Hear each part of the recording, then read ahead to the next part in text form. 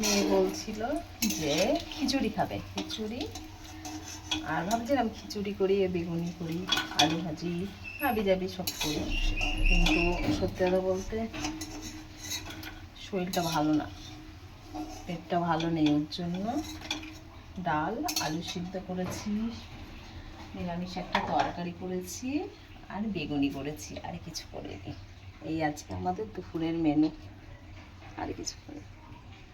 একটু মাংস খেতে ইচ্ছা হচ্ছিল, একটু চিকেন কষা কষা চিকেন হলে ও যা লাগতো না এই ওয়েদারে। এই দেখি, হ্যাঁ মামনি, মেয়ে বলছে তাই, হ্যাঁ দেখো বাইরেটা কি সুন্দর ওয়েদারটা। এ মা এরকম হলো কেন? ক্লাস চলছে নাকি রে বাবা? কেমন হয়ে গেল ভিডিওটা? যা